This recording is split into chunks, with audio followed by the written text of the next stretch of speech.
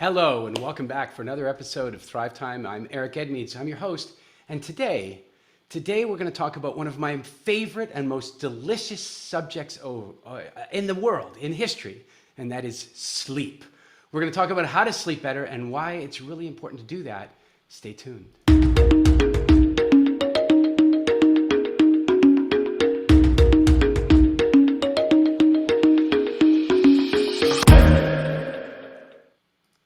All right, so yes, today we're going to be talking about sleep, and I'm very excited about that because I have heard from a lot of people that sleep is not the easiest thing in the world for them to find right now.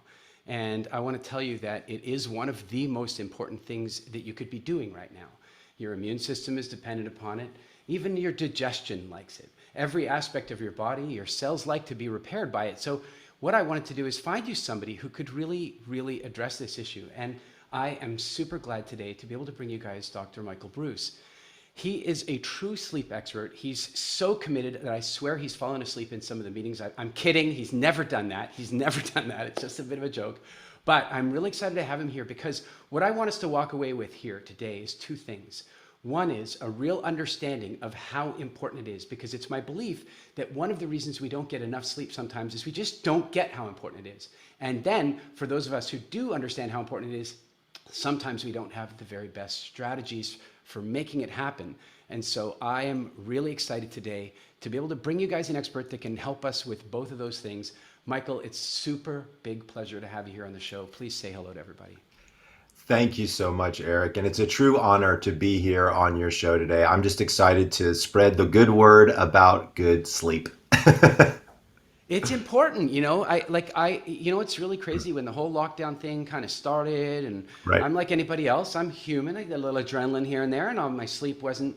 And then I realized I had my little old iWatch sleep tracker, and I looked at it. It's like, oh my God, it's disrupted. So I did the steps that I knew of, step that I learned from you, and I did the steps. And the next 7 nights in a row, I had all green and blue rings, which of course, on my sleep app means good things. So can we start with this? That I really do believe that the first problem, at least when I've been working with clients, when I've been talking to people, I believe that the first problem that I have really seen with a lot of people is that they kind of know they need sleep, but they don't really understand the importance of it. It's kind of like, people not investing. They don't understand the importance of compound interest. It's like that sort of thing. And I think that if we can get into that, let's talk a little bit about really what happens when, look, we all know if we completely rob ourselves of sleep, horrible things happen to our brain, and the CIA can get all kinds of information out of us. But I'm talking about the low-grade sleep deprivation when people let stress get in the way. Tell us what's going on there. Well, so first of all, I want to address one point, which is why do people not realize how important sleep is? So it actually turns out that there's a biological mechanism that teaches our brain when we get tired to not feel tired. So this comes from way back in caveman days when, people would be running through the plains trying to escape a saber-toothed tiger. Taking a nap probably wasn't the best thing because you became lunch. So for many people, that feeling of is sleep really important is actually evolutionarily speaking coming from long ago. When we look at total sleep deprivation, as you correctly talked about, it's devastating, right? I mean, I think the world's record is somebody stayed awake for like 11 days. They were hallucinating by day 6, like it was a mess type of thing, right? So when you start to think about that kind of thing, you're like, holy cow, what are people thinking? Here's the thing that's even more interesting is small amounts of sleep deprivation throughout the week and trying to catch up on the weekend turns out to be a terrible plan for a whole host of reasons. Sleep deprivation, depending upon how much of it you have, even losing as little as an hour or an hour and a half to your total sleep need, which by the way is different for each person. 8 hours is a myth, and we can talk about that. Just losing an hour every day for 4 or 5 days, if we put you in a driving simulator, you'd be legally drunk. Right? From a reaction time difference, that's changing. I mean, clearly right now during times of COVID, people aren't necessarily out driving around, but think about carpools, think about when all this is over. Sleep deprivation certainly has that effect. But that's only the physiological effects. Let's talk about the emotional effects. Anxiety just starts to go through the roof. And during a time like now, when you're kind of a little bit sleep deprived and there's all this uncertainty and all these things that are going on, of course anxiety is going to raise up for a lot of people. And that's going to be incredibly difficult for them. And guess what? Their anxiety goes up and their sleep goes down. And so it becomes this vicious cycle. And so the good news is that everybody listening has the opportunity to break that cycle. Everybody does. There isn't anybody out there who's got a broken sleeper, as I call it, right? Everybody, all you need is a couple of steps, and we're going to go through them today of exactly what you need to do in order to get yourself back sleeping again and have some regularity to your schedule, because it's that regularity or consistency that's going to improve the sleep quality. This is so important, and it's like I don't know, like, it's funny, as a speaker and as a presenter, and I've seen you many times, and you're very engaging and stuff. I always kind of joke when people ask me about you. I'm like, well, hang on a second now. My goal as a speaker is to make sure the audience doesn't fall asleep. But your goal, your goal as a speaker is to get them ultimately to fall asleep. I think that's pretty funny. But let's so let's just recap. I like sort of allegorical stuff that we can draw relationships from. And so, for example, somebody just loses an hour of sleep a day, and now they really shouldn't be operating heavy machinery like driving a car. Correct. But they also probably shouldn't be like primarily responsible for a child, or absolutely, running so their that's business, where it gets right. So that's where it gets really interesting, right? So when people are sleep deprived, they make riskier decisions across the board. So that's not good, especially during a time like now when a lot of decisions are becoming more and more critical, what we're looking at. So I completely agree with you there. And then let's talk about food choices, right? Because I know that's something that's near and dear to your heart and your community's heart, right? When you're sleep deprived, what do you reach for? You reach for the crap, okay? You reach for what we used to call the comfort food, right? It's the heavy starches, it's the lots of sugar, it's lots of fat, it's all those things. Here's what's so fascinating. When you become sleep deprived, your cortisol levels raise, okay? And your brain doesn't like that. And when you've got too much cortisol going on in your brain says, holy crap, I need this to go down. So it says, I want serotonin to help me do this. How do you get serotonin? Eat a friggin' Snickers bar, right? Like, it's just immediate. And that's part of the problem, is we actually crave the stuff that's not good for us when we're sleep deprived, which pulls people completely out of their routine. Not just their sleep routine, but their food routine, their exercise routine, literally all the things that we need to have ourselves function in a good way as humans, literally flies out the door. Wow. Okay. So it's a big deal.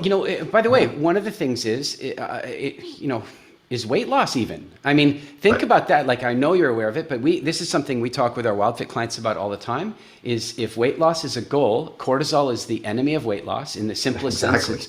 Cortisol indicates that the environment is unsafe. This is not a good time to shed emergency storage energy and water. So if we've got cortisol, we're not going to lose weight. So not only are we breathing our fat out while we're sleeping, but we're also reducing cortisol levels. So this is a big deal. I think everybody's got it. Like, sleep is important. It's much more important than most people think it is. I think you've explained that really well. Let's talk about strategies. There's all these people with different I'll tell you, I'm going to give you my no sleep strategy. I'm going to give it to you. Here it goes, Michael. And I don't do it very often. But my no sleep strategy is like any other procrastination model, really. I just procrastinate my sleep. I find myself getting caught up. I've got a massive workshop that I'm teaching mostly for Eastern Europeans coming up this weekend. I have audios I have to do stuff. And so suddenly I start thinking, I go, well, I could get it done now and then I'll sleep better. I can get it done now and then I'll sleep better. I can get done now and sleep better. And I'm lying to myself. Yes. And I'm procrastinating. And the next thing you know, it's 2:00 in the morning. Right. And what the truth is for me, very clearly, is that if I go to sleep at 10 and I get up at 5 a.m., in deference to Robin Sharma at the 5 a.m. club, but the work that I can get done from 6 to 8 is infinitely more powerful. And I know some people argue against that because I can be a night owl. But I want to know for you, like, what are the hacks to first of all, let's start with psychological hacks. We'll get to some of the physical things, but how can we get somebody who's procrastinating their sleep to take action and get to bed? So there are two different techniques that I like to use to talk to people about procrastination, specifically to sleep. And one of them involves a little bit of a routine. So I'd like to explain it from an algorithmic standpoint. So we know that the average sleep cycle is 90 minutes long, and we know the average person has 5 of those cycles. 5 times 90 is 450 minutes. Divided by 60 is 7.5 hours. So first of all, 8 hours is a myth. You just say this to them and then they fall asleep? Is that how it goes? No. Come on, I'm getting there. I'm getting there. So what I want people to do is if you take a socially determined wake-up time, so in many cases, let's just use a round number like 6:30, right? If you subtract 7.5 hours from 6:30, you get 11 p.m. and that becomes your new bedtime. When was the last time somebody told you to go to bed? What were you, like 8, 10 years old, something like that? This is where the procrastination comes in. You set an alarm on your phone, your watch, whatever, preferably if you've even got one in the bedroom, right? That forces you at your bedtime or about a half an hour before to walk in there to turn off the alarm, right? This is a tool to remind you, because part of what happens with procrastination is it's too easy to just say, oh, I'll do it in 5 minutes, 10 minutes, 15 minutes. But if you have to physically get up, walk into a bedroom, the space reminds you of what you're supposed to be getting ready to do, right? And turn off an alarm. This is one of the best procrastination tools that I've discovered. The second one is to actually have a sleep buddy, right? So whether you live alone or you live with somebody, being accountable for your sleep and for your health can turn out to be a great opportunity for you. So if you have somebody who can give you a shout and say, hey, dude, it's 30 minutes before bed. I know you're working on your audios. I know you're doing this kind of stuff. I need you to chill out, go to bed. Sometimes that's all it will take in order to have a little bit of accountability for something like that. Because the truth of the matter is, it's so easy to just keep going because you think if I just do one more audio or one more project or one more, I'm going to reach that level where I'm going to feel compelled to be able to say I'm going to go to sleep. To be clear, you're not reaching that level because you wouldn't be doing these at 1 o'clock in the morning if you are actually going to reach that level. It's just not really in that part of your nature. So that knowing and understanding the numbers can be very, very helpful because then you can line up different anti-procrastination techniques along the way. I know for me what works really well is I really like the distinction. In fact, we say this to our Wildfit clients is alarms are not for waking up to, they're for going to bed to, Exactly. Like, Exactly. Who wants to start their day by being alarmed? Like I've never, nobody. I'll alarm you in the morning. Right, so I haven't used an alarm for years. I will set one when I have a flight to catch or I need to be on stage. Of course. But I'm telling you, 95% of the time, I wake up before that alarm goes off because I've done these things. That's healthy, though. That's healthy. So people need to understand if you wake up on your own without an alarm, that's healthy because you're waking up to what's called your chronotype, which is super important. Sorry, I didn't mean to interrupt. No, I'm with you. I think I heard you saying some time ago on stage, like we're the only species in the world that consistently interrupts our sleep patterns on purpose. Right. Like, what the hell is that? It's just insane. So I know that my hack, I have a really simple hack, and that is that first thing is that I talk to myself about how valuable those first hours in the morning, and I realize I'm going to give up those hours for these hours, and then I realize that's not worth it. But I'll tell you the other one for me is fiction books. I'm really clear. I cannot read nonfiction because nonfiction it activates me, and I want to write and take journal notes. And fiction, though, I put on a good book, I'm listening to it, or I'm reading it, and I never get past 2 pages. It's the weirdest thing. Even at 10 o'clock, it's like this simple recipe. But how about this? Can I address 2 things that you just said ahead. because I think they're important. One is intent. Right. So you very, very actually you did a really nice job. You explained how you changed your intent for going to sleep. I'm going to go to sleep. I'm going to heal. I'm going to get better. I'm going to be more positive. All of these things are 100% true. Looking forward to sleep as a healing process as opposed to, oh, it's that thing I kind of have to do at the end of the day. I'm kind of annoyed by it process is very different. Also in the middle of the night, a lot of people are waking up in the middle of the night. And here's what's happening is they're getting upset. They're like, oh crap, I woke up, it's 3:37 and I got to go back to sleep. Sleep, and they really try to force themselves to get back to sleep, right? All that does is cause autonomic arousal, which makes it almost impossible to go back to sleep. But by changing their intent in the middle of the night, it's very, very different. So here's what I'm having my clients do. If you wake up at 3:30, you look at the clock, which by the way, nobody should do, but everybody does, right? And then they instantly do the mental math and they're like, oh crap. Instead of saying, oh crap, here's what you need to say. This is awesome. I get 3 more hours to heal. I get 3 more hours to sleep. Whether I fall asleep or I don't fall asleep doesn't matter because I'm going to lie here, I'm going to chill, and I'm going to rejuvenate myself. But here's the deal. I'm just going to stay positive and be able to get that healing process coming in towards me. When people do that, they literally fall asleep within 5 or 10 minutes, and they end up staying asleep throughout the rest part of the night. So that in and of itself, that intent turns out to be incredibly, incredibly important. Michael, I love that you say that. I teach that exact principle in WildFit. Probably it came from you. I doubt it. You and I, no, it's so distinct though. It's so clear. Like I know where I first got the visceral feeling of it was that I obviously am flying a lot. And I noticed that if I woke up and there were still, I noticed that there were still hours left in the plane, I would be okay. Like I'd be like, oh, awesome. There's 3 more, and then I'd go back to sleep. And I noticed that at home, if I woke up at 3 a.m., then I would have this That's really interesting. Yeah, and so then I started doing this new thing where I looked at I'll look at the time, and I look and go, I have 3 more hours of deliciousness in bed. Exactly. And that changes a whole lot. So I'm really glad you said that. Let's talk about the environment. And I'm not talking about, I mean, we could talk about the environment, but I'm talking about the sleeping environment.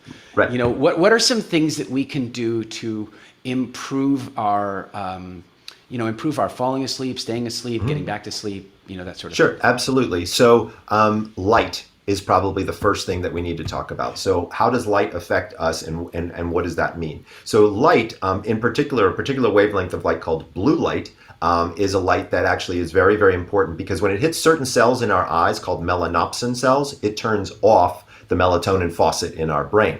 We want the melatonin faucet on at night. We don't want it on in the mornings when we're trying to wake up, but we definitely want it on at night. So lowering the level of blue light or light in general is going to be an important thing. One of the things I'm recommending, especially during this particular time of the quarantine, is to give yourself a media diet 90 minutes before bed, right? You really don't need to know how many people died of COVID or how many people got it right before you're falling asleep, okay? It's just not necessary to have that piece of data right there for you. So I'm asking people, and by the way, your recommendation of a fiction book is one I've been doing for years and years and years. Nonfiction does not work before bed. It's too self-exploratory, and especially during times like now, I don't think you need that. I think you kind of need like a good story, Now, you also mentioned listening to books, and I love the idea of people listening to books. Many people will listen to books to help them fall asleep, but they'll keep earbuds in. The only issue with that is if they roll over on their side, it can get in there. Believe it or not, if you Google pillow speakers, they make these little discs called pillow speakers. They're awesome. And you plug it into your recording device and then you stick it in your pillow. Then you're not bothering your bed partner, number one. You can listen to whatever you want and you're out like a light. So, when you start to think about what's going on around you, that actually has to do with sound, right? So when you think about your environment, one of my favorite things to do is tell people, think of the 5 senses and think about how each one of those senses can be impacted by sleep and what in your bedroom could be doing that. So we talked about sight or light. We talked about sound a little bit, but to be fair, you might be sleeping next to somebody who makes some interesting sounds like snoring and grunting and all of these different things. In my home, we actually have extra creatures in our bed besides me and my wife. We have a French bulldog, a Chihuahua, and a cat, all of which are in there with us. So that can make for some interesting times as well. We can talk about, is it okay to sleep with animals in the bed? Believe it or not, some people can't sleep with animals, and some people can't sleep without animals in the bed.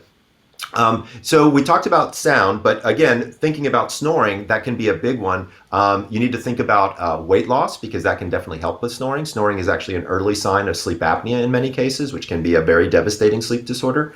So sometimes when you're listening to your bed partner, if you happen to hear a pause in breathing or a pause in snoring, it might be worth having a doctor check them out. Sight, sound, and then we do touch. So what is touch? There's two really ways to think about touch when you talk about a sleep environment. One is your sleep system, right? So your mattress, your pillow, your sheets, comforter, things like that. And the other is the temperature, the ambient temperature in the room. Most people don't know this, but keeping a cooler room actually makes it significantly easier to fall asleep. Now, I got to be fair, Eric. I have to tell you, I've probably saved more marriages as a sleep specialist than I ever would have as a marital therapist. Like by dealing with the temperature issues that go on in the bedroom, I like the mattress firm, he likes it soft, or he snores, she doesn't. Like you would be, I mean, honestly, Match.com should probably have like a thing where they ask each other questions before you end up going on a date because, this is like serious stuff. But temperature is big. Keep it cool. 65 to 75 degrees if you can. Turns out to be a great temperature. If you go below 65, you'll start to shiver, which will prevent you from going into REM sleep. So you don't want to get it to be that cold. I mean, I've got some people who are like, I want it to be like a meat locker in my bedroom. They like it so cold. But colder is better. And here's why. Your core body temperature rises. Then about 10:30 it hits a peak and then it drops. That drop is a signal to your brain to release melatonin. So this is how the melatonin faucet starts, is with cool, cold surroundings. So as part of the environment, I'm always asking people to do that. Now, let's say that your bed partner likes it snuggly warm and they've got all these comforters and flannel sheets and all this kind of crazy stuff. One of the easiest things that you can do is not wear socks and keep your feet out from under the covers. It turns out, I don't know if you guys have ever had this experience. I certainly have. If you're really warm at night and then all of a sudden you stick your foot outside of the covers and then instantly you cool down, right? It turns out that the skin on the bottom of your feet dissipates heat much more quickly because there's no hair on the bottom of your feet. So this is one of my funny techniques that I do. So for example, if the one person likes it really cool, I actually have them usually sleeping naked. Because extra clothing changes thermoregulatory properties. There's actually a lot of data to show that sleeping naked is really good for sleep in general. I have them, they're naked, they're not wearing socks, and so then their feet are out from under the covers. Meanwhile, the other person may actually have pajamas, socks, because they may have thermoregulatory issues and feel too cold. Well, so that's plus, I have found that when both people sleep naked, it can cause all kinds of sleep interruption. I've found. Well, yeah, but so let's talk about that. So let's talk about intimacy, right? And so that's actually one of the best parts about sleeping naked is you're both kind of like, well, I'm here, you're here, and we're both kind of naked, so why not? And all of a sudden you start to add that extra component to your relationship, which can actually be pretty beneficial. The last two are smell and taste. Smell is aromatherapy, right? And so is there any data, Michael, on aromatherapy? Actually, there is. There's two double-blind placebo-controlled studies that showed that lavender and something called ylang as aromas are very relaxing. Now, to be fair, you don't just sniff something and pass out, right? Unless it's ether, right? Or something like that. What this does is it causes a muscular relaxation response, and then that allows the natural sleep process to take over. So by having aromatherapy, it can actually be very beneficial. To be clear, fire and sleep don't mix. So don't use aromatherapy with candles. Use either diffusers or sprays or sachets, little thingies like I've got, here's a sachet I've got here, like that kind of thing, to allow for that aroma to be able to proliferate without obviously there being any danger. And then food is really, your wheelhouse for sure. Is you can help us understand more about what foods are okay to have before bed, what foods you shouldn't have before bed, and things like that. So when you think about the sleep environment, think about the five senses, and you can really dial in something pretty cool. Good deal. That's really solid stuff. I follow a lot of that. One of the things, here's one of my little travel hacks. You know how when you're on the airplane and when you check your bag in and they put the sticker on and then they put the little stickers on your, right. You know what those are really good for? Sticking all over the little LED lights in your hotel room. Oh, that's a good idea. That's what I do. I just grab them and stick them on the fire alarm, stick them on the TV, stick them on the thing. And because all those lights, I don't like them. I want to be in the darkest possible room I can. I'm with you on the cold air. I learned that as a kid because I grew up in Canada and we did a lot of outdoor activities. And then I started doing it, and it is cold, and especially outdoors, like camping and stuff like that. And then I found something really fascinating about Kilimanjaro. I've done that 7 times, and this doesn't really help at the higher altitude. Sleeping at high altitude is just difficult, but sleeping at high altitude is just like having sleep apnea all the time. So, but at low altitude, but at low altitude, that what I found is I really like bitingly cold air and a really nice sleeping bag. Right. There's Totally. something about that. So I tend to do that with my bedroom here, is to keep that quite cold and have a nice duvet and be able to regulate my temperature exactly like you said. Put the feet out the bottom and that kind of stuff. So I'm on board with that. It's really been helpful to me. How about this? When we in WildFit, you talked about food. I will add this, that generally speaking, I suggest that people do not eat for 2 or 3 hours before they go to bed. Correct. The way I often put this to people, and a lot of times I use anecdotal, kind of examples that are probably not based in science, but I'm interested in your point of view. Sure. If I understand this correctly, this is my metaphor. In REM sleep, we do the equivalent that we used to do in our old Windows machines. We rebuild the hard drive, we rebuild the indexes, and we defrag the hard drive, and that's REM sleep. We're sorting out the mind, cleansing the mind, and assimilating memories and so Correct. on. And then deep sleep, I think of as the physical restorative process, like cellular repair. And of course, am I right in saying that when we go into deep sleep, we basically almost become like catatonic? Our bodies don't really move. So in REM sleep, our bodies don't move. In deep sleep, our bodies do move. But everything you're saying so far is 100% accurate. All right. So let's say that I guess what I'm now after is, when we're talking with our WildFit clients, we get a lot of people asking about napping, and we get a lot of people asking about waking up in the night. And I can only speak from this experience, that when I've been off to visit with the Bushmen in East Africa, which I've been doing for 10 years, I've noticed something about them, and that is, a couple things, is that unless the moon is out, it's dark, and they tend to go to bed when it gets dark. And then they tend to wake up between about midnight and 3, and they talk a lot, like for an hour or two. They just chat, and then they go back to sleep again, and then they wake up again when it gets light. And then they tend to, around about 12 o'clock to 2 o'clock, when it's just too hot to be doing anything else, they tend to sleep again.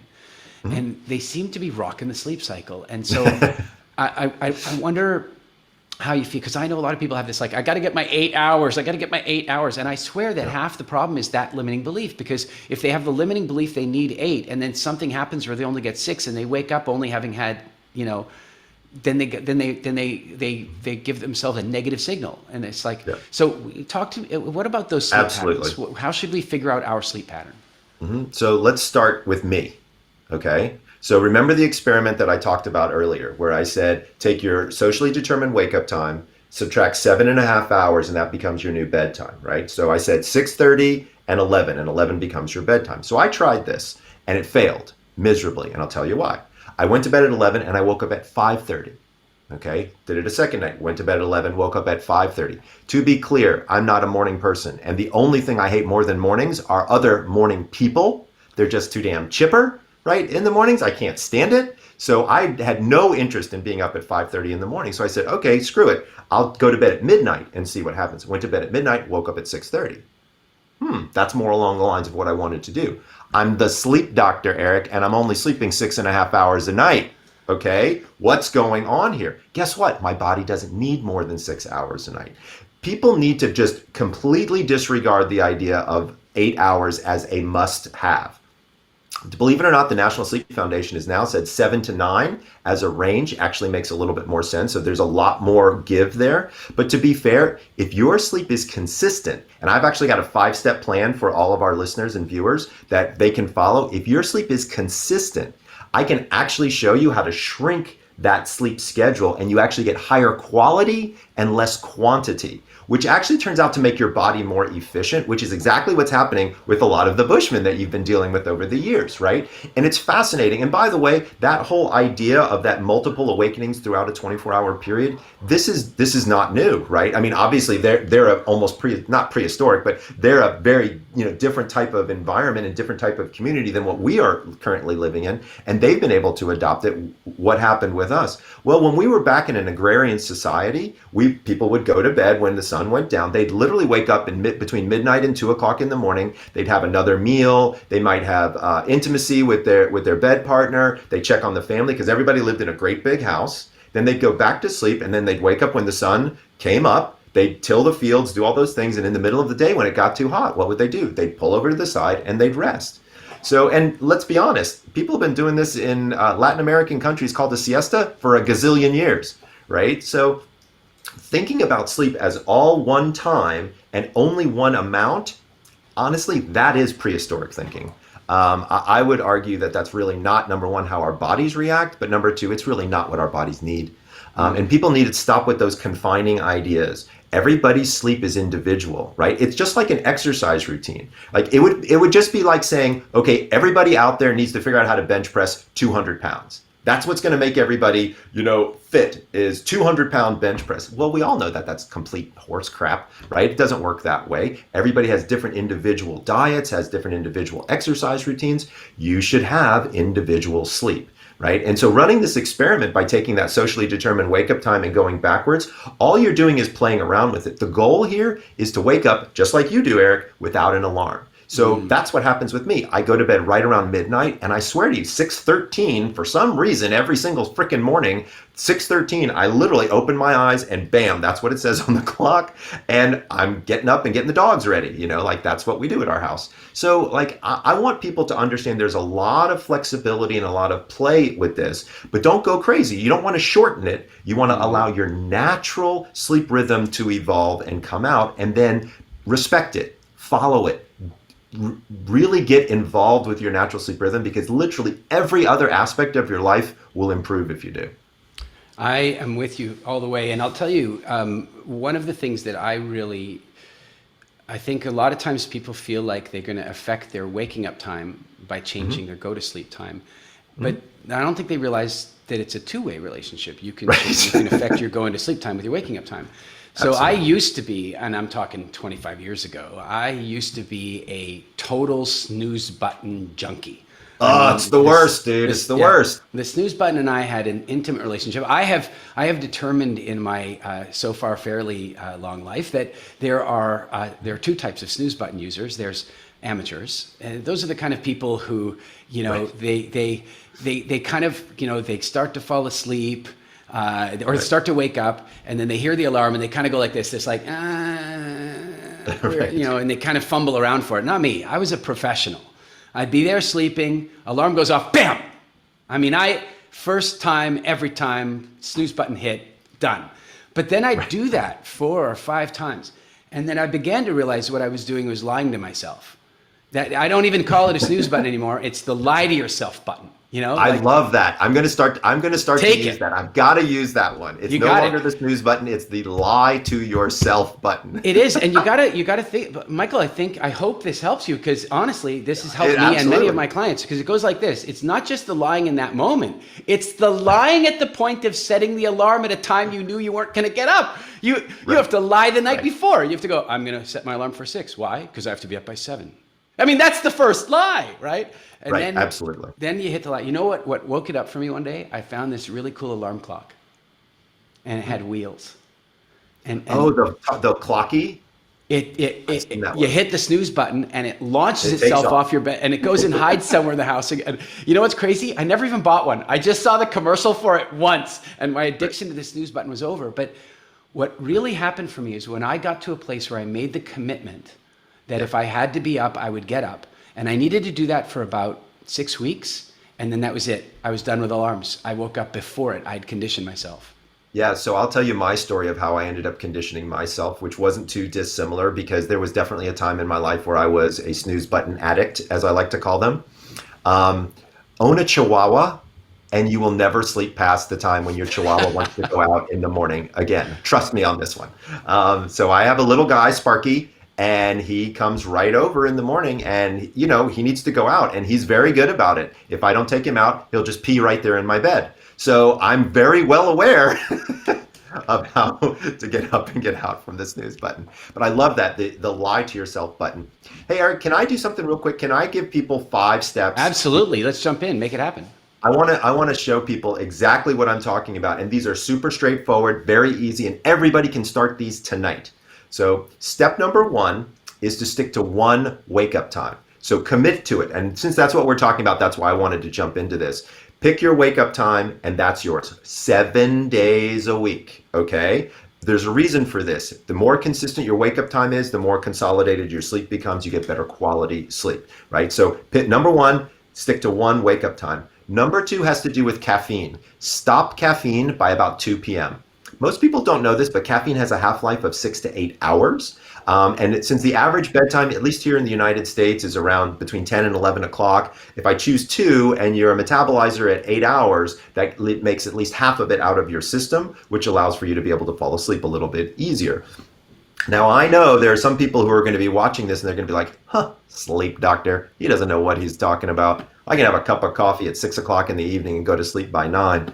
You might be able to do that, but to be clear, the quality of the sleep that you're getting is very, very poor. So if you stop by 2, you have an improved chance of improving the quality of your sleep. Step number 3 has to do with alcohol. There's a really big difference between going to sleep and passing out. Okay, so please, we don't want the passing out side of things. And especially during times like COVID, there's a lot of people out there that are telling me that they find themselves drinking more because they've got bottles of wine in the house, and they're not. It's not like they're driving anywhere, so they get on a Zoom call with an old friend, and before they know it, 3 glasses of wine have gone down. You really want to be careful with glasses of wine in particular for 2 specific reasons. One, it actually lowers immune function. So during times like COVID, alcohol is really not your friend. You want to try to, but the other thing is alcohol is the #1 sleep aid in the world that doesn't work well. While it makes you fall asleep, it keeps you out of the deep stages of sleep. The stages, Eric, that you correctly identified as the healing, physical, restorative sleep. So what good does alcohol do? Nothing when it comes to sleep. But do you want to still be able to enjoy alcohol? Yeah, of course. So here's my rule. It takes the average human body 1 hour to digest 1 alcoholic beverage. So if you have 1 glass of wine, drink 1 glass of water, wait 1 hour before bed. If you have 2 glasses of wine, drink 2 glasses of water and wait 2 hours before bed. Here's the thing, once you get into the 3 glass, here's something interesting that we know from the data, is that actually the soporific or the sleep-inducing effects of alcohol change after about 2 glasses of alcohol ingested by a human. They actually become energized. And in men, they can become aggressive. So thinking through this as an idea, if you can limit yourself to 2 or 3 glasses at the maximum and waiting 3 hours before bed, step 3 is stop alcohol 3 hours before bed. Step number 4 has to do with exercise. I know you're a big exerciser, I am as well, but we have to be careful and not increase our core body temperature too close to bed. So step number 4 is to wait 4 hours after exercise before sleep. So timing that right becomes an important factor. And then step number 5, which is one of my favorite things to do, is when you wake up in the morning, give the sun a high five by walking outside, taking off your shoes, putting your feet on the earth. Okay, I don't have any data for earthing, to be clear. I do it every morning. It just feels good. I don't know why, but I like to get my feet on the ground and get that direct sunlight for about 15 minutes and drink a bottle of room temperature water. Most people don't know, but sleep is actually a dehydrative event. Just from breathing, you lose almost a full liter of water from the humidity in your breath. So I'm oftentimes telling people, don't drink coffee as the first thing in the morning, because then you're adding a diuretic to a dehydrated system. That doesn't make any sense to me. Add water. As a matter of fact, 16 to 20 ounces of room temperature water when you walk outside or you get that sunlight. Do me a favor, put on a robe. I'm just saying, if you wake up, put on a robe. Oh, don't be so prudish. I know, right? Right. So to go through my steps again, step number 1, stick to one schedule. Step number 2, stop caffeine by 2 p.m. Step number 3, stop alcohol 3 hours before bed. Step number 4, stop exercise 4 hours before bed. And step number 5 is give the sun a high five every morning and get 15 minutes of sunlight while drinking your water. And step number 6 is to have an organic alarm clock in the form of a chihuahua. Oh, how'd you find that picture of me? Hey, it's on your website. little research here and there, right? And that's Sparky. That's my chihuahua. I was Sparky. That's why I went to go look for Sparky. Absolutely. That's awesome. My daughter's much older now. She's 16 now. That's so funny. Yeah. Well, I like those steps. I like when you can bullet it out like that. I want to talk to you a little bit about caffeine because Please, let's talk. I gave up caffeine at 18. I gave it up entirely at 18. It was ruining my life. I was drinking, somewhere between 6 and 8 caffeinated drinks in a day, most of which were Coca-Cola, some of which were coffee, mocha, whatever. And I quit. And I'm not kidding you. I had 2 weeks of withdrawal symptoms with vomiting and fever. And a lot of people think that's an exaggeration, but since I had to do it twice, I know it wasn't a coincidental flu. It was full on. I had 2 patients who went cold turkey off of caffeine end up in the ER. Yeah. ER, Like I had one guy who had full on seizures. Like caffeine is not to be messed with. This is No. a powerful, powerful substance, and people don't respect it because it's literally available on every street corner. You know, when Coca-Cola was originally using cocaine, Right. And that was they actually probably better. well, they actually at first I've read a bit about this. At first, when the whole like outlawing cocaine, they were worried about it. It was scary. What are we going to do? Right. But they ended up finding something way better because it was even more addictive, and Right. you couldn't get enough of it. With cocaine, you can apparently, I've never tried Yeah. cocaine, but you'd have a few Coca-Colas and you were done. You couldn't have another one. With caffeine, there's with Coca-Cola with caffeine in it, there was no limit. No Now, limit. with that said, Dave Asprey is a good friend of mine over at Bulletproof, and I always joke with him that he's a drug dealer out there with his coffee, and it's a standard. In fact, I've had one coffee in 35 years. It was at his house, proof that he's a drug dealer. There you go. But For sure. when you talk about the half-life of caffeine, I've seen quite a lot of research out there that suggests that caffeine, the half-life is 6 hours, but it takes about 48 hours for it to Yes. fully flush, right? And Absolutely. so what a lot of people say to us in WildFit when we ask them to revisit their relationship with caffeine, and basically the way it works like this: if we say, hey, we'd like you to take a little break from caffeine, and they're like, no problem, then we're like, you don't need to. But if we say to somebody, you need to take a break from caffeine, you're like, what? Then they definitely need to, right? It's just, that's how it works. Absolutely. But one of the things that I've noticed is that the complete removal of caffeine in my life completely changed sleep for me. Absolutely. And I know that because when I say I'm off caffeine, I will occasionally have dark chocolate now, very rarely, but I'll have it, and it has There's not caffeine in enough it. caffeine in it to really make that But big I'll of a tell you what, my sleep device will tell me. Oh, It's you personally, for somebody who has no caffeine in their system, there's no Yeah. question it has an effect. So I hear that you're saying, hey, cut it out 6 hours before, that sort of stuff. In truth, would you, like, I recommend to people just like don't have In a a relationship with perfect caffeine. world, absolutely, I would love it if nobody was drinking caffeine, no question about it. Right. I am in 100% agreement with you. Here's my problem is if I tell people to stop drinking coffee, they'll never listen to another word I say. Yeah, Right? it's like the recruiting for becoming a priest. You're gonna have to give up sex. Right. Forever. Forever, by the way. Forever, Right? just forever. Like that's no bueno for Yeah, yeah, yeah. 99% of my patients. But here's one of the things I will tell you that I've noticed is that the need for caffeine slows down. So when you follow these Yep. 5 steps, people start to tell me, well, you know what? I stopped drinking caffeine now at noon instead of 2. And then a couple of months later, it's like, you know what? I'm only having 1 cup in the morning. And I'm like, keep on that path because at Yeah. the end of the day, caffeine has no nutritional value. There's literally no reason for it to be in your system, period. End of story. So I couldn't agree with you more, dude. Like, if we can get caffeine out of there, but let's be honest, I just Starbucks. wanted to check because I've actually had people come to me about you because go in there and they hear you, they go, but Michael says if I just stop 6 hours before, and this is, I've always said this, I said, Michael's giving you minimum viable product. He's Yeah. saying this is the minimum thing you should do to get the result. But if you wanted like ultimate performance, I I'll bet you. And completely agree with I'm that. glad I got to verify that with you. Yeah, absolutely. No, let's just be very clear about it right here, right now.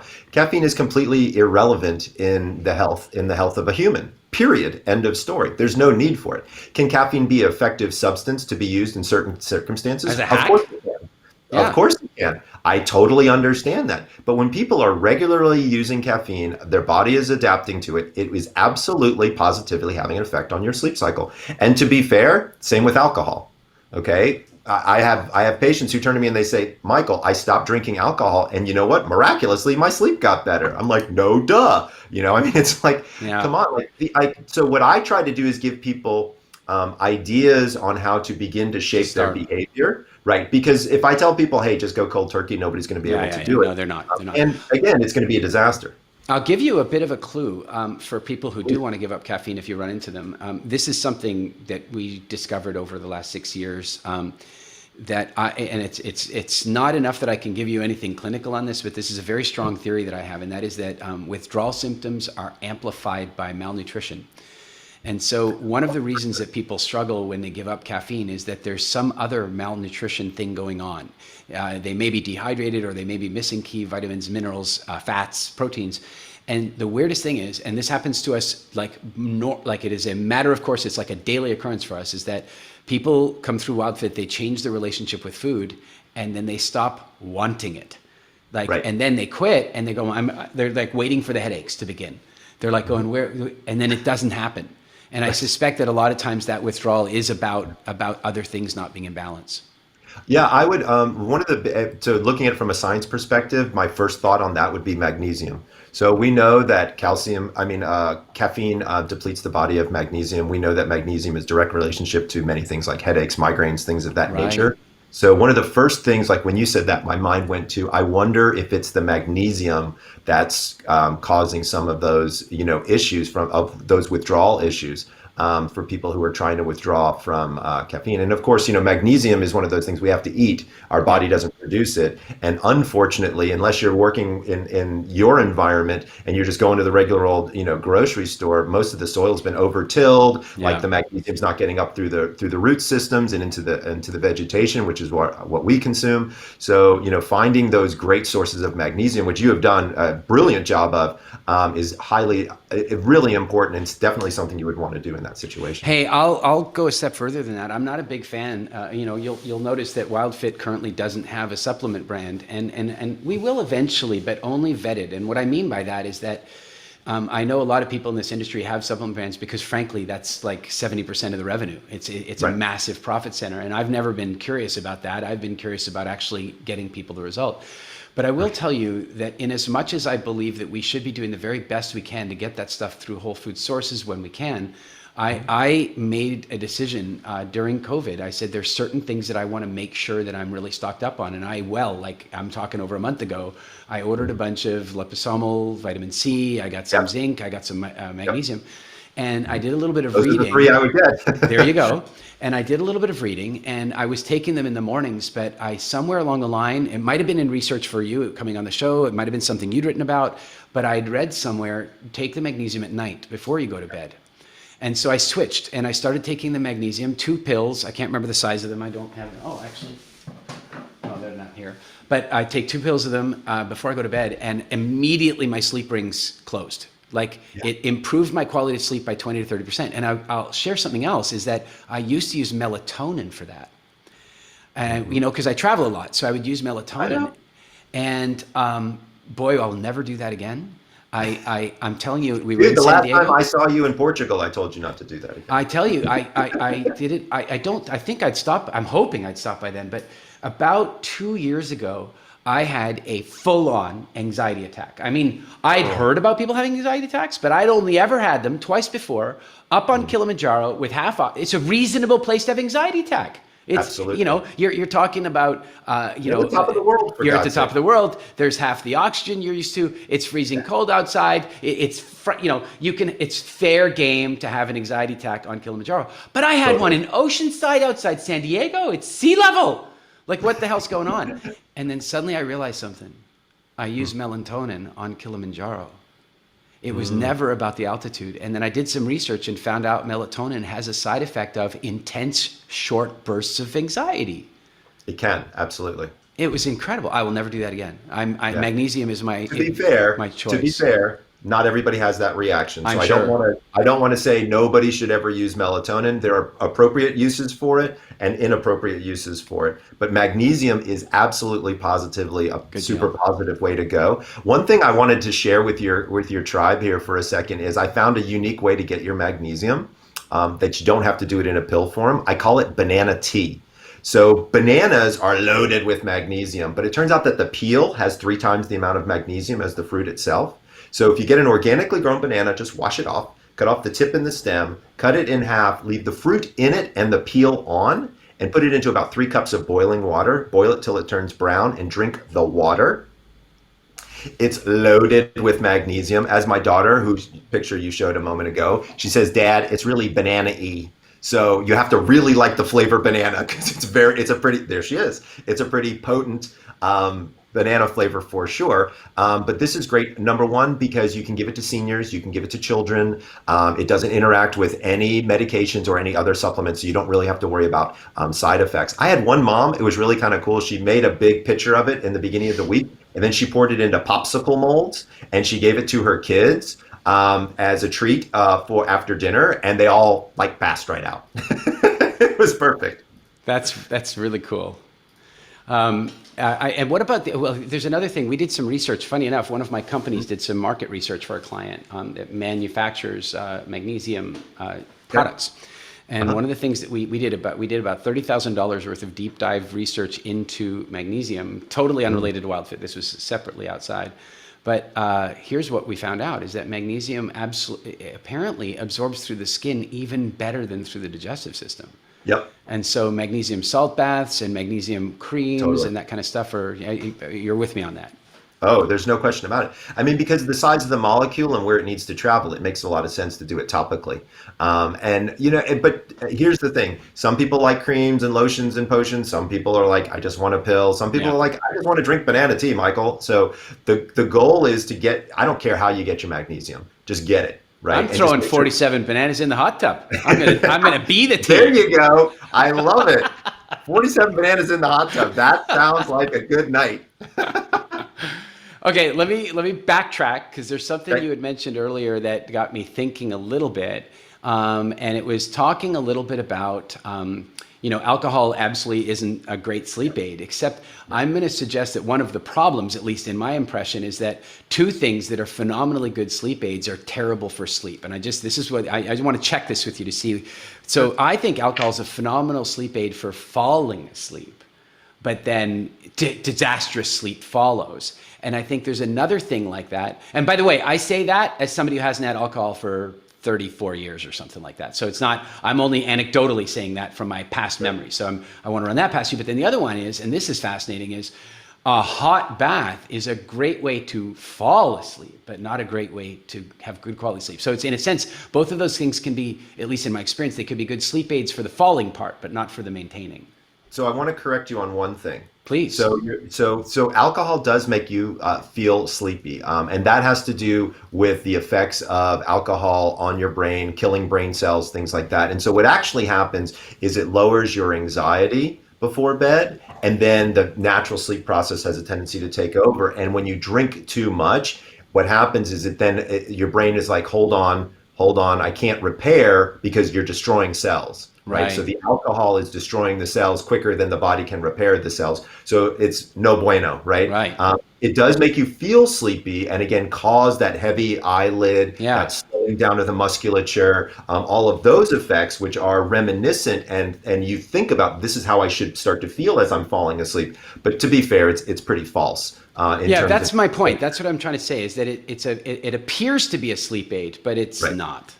Right. The hot bath is actually, there's actually data to show its effectiveness. So, because what happens is, remember, right before we fall asleep, our core body temperature rises. About 10:30 hits a peak and falls, and that's what releases melatonin. So in some of my insomnia patients, believe it or not, I have them take a hot bath, but it has to be 90 minutes before lights out. Right. So I purposely raise their core body temperature so then when they get out, it drops and it mimics this idea of what should be going on inside their brain. You've totally explained something for me. You have totally explained this for me. I'm a water person. I love the water anyway, but I have a big, comfortable bath. I could just about swim lengths in it. And I just love to be in there. I read or, whatever. Yeah. And what I noticed, what I like to do, and I live in the tropics, so, we run air conditioning, but I will turn on the air conditioner, chill the bedroom right the hell down, go for a really nice bath. I'll be so hot that I can lie without the covers and steam naked. You don't need the visual, but lying there. Wait, let me see if I have an image I can put. No, so lying there and but then without the covers on, and my body goes through this super fast temperature fall off. And then there's this point where I just would be about ready to almost shiver, and I pull the covers on, and I'm out within 35 seconds of that. It's incredible. And that's a super interesting way to do it, and I love that method. Like that, every single thing that you told me about that method, I don't have a problem with it. I will tell you that some people with insomnia, which I know you don't suffer from, that when they heat themselves too close to that bedtime, they can't slow themselves down. Like they can't get that fall as quickly. And so they could be there for a while. That's why the 90-minute recommendation is in there. But again, it's individual, right? And so what works for may or may not work for somebody else. People need to experiment around and kind of start to figure this out for themselves. But I love that idea. Well, and there's another, there's another hack. When I got into I did a lot of cold water stuff when we were kids, like Yeah. ice fishing and actually falling through the ice and like scary Oh stuff. God. But one of the things that I found, of course, is we've got this big Wim Hof thing going on at the moment. Cold Oh, showers and all that, which is fabulous. And yeah. so one of the other things I found is that I would often sit in a bath for say 40 minutes reading a book, and I'll top up the hot water, keep Hmm. it hot, and Yeah. I reversed that. I started topping it up with Putting cold cold. water, Yeah. and to the point that it was like really quite cold. And Yeah. again, same thing. I found my sleep patterns improved dramatically. So I guess we all have to figure out our own sleep hacks here. Yeah, and one quick sleep hack for people out there that is kind of fun is if you find that you like a really hot water and you want to keep it hot, believe it or not, a bubble bath is better than a regular bath because the bubbles form a layer of insulation across the water and it keeps the water hotter longer. Which is great for your internal core body temperature. So this is the sleep doctor recommending Mr. Bubble to everybody out there because that's absolutely the way you want to go about doing it is get in that hot, hot water, layer all of those bubbles so you can keep that heat going and get that core body temperature up. Okay, Michael, this has been really, really fantastic. I Oh, it's been really fun for me appreciate too. you making the time. I really do. And I know our viewers and our WildFit fans out there in the world will be happy. Tell me something. How do our people get a hold of you? How can they find out more? Yeah, absolutely. So my website is very easy to remember. It's just thesleepdoctor.com. Doctor's all spelled out. And as a matter of fact, right there now, I've got an additional webpage for people that's sleep-pandemic, and it gives you very specific recommendations surrounding COVID and how to sleep to help prevent catching COVID and what to do if you actually have caught COVID. So yeah, it's thesleepdoctor.com, and then there's a slash sleep pandemic. That there's also a free progressive muscle relaxation audio file there. That's my gift to everybody because we want people learning about progressive muscle relaxation before bed. That's outstanding. I really appreciate that. We'll make sure we get the URLs out to people in the Facebook Yeah. groups and stuff like that. Really, really good stuff. Michael, have a truly fantastic rest of the lockdown. I know you're probably utilizing it to your very best. And thank you very, very, very much for coming and spending time with our people and sharing. I really appreciate it. Thank you. No, it's so first of all, it's my honor. I enjoy your work and I enjoy you as a human and all that you do. So thank you, thank you, thank you for giving me the opportunity to share with your tribe because sleep's a big deal and you're one of the people that recognizes that it's a big deal. So thank you for doing that. I really appreciate it. Very welcome. We'll do it another time, another Yeah, place. Thanks very much. absolutely. Sweet dreams.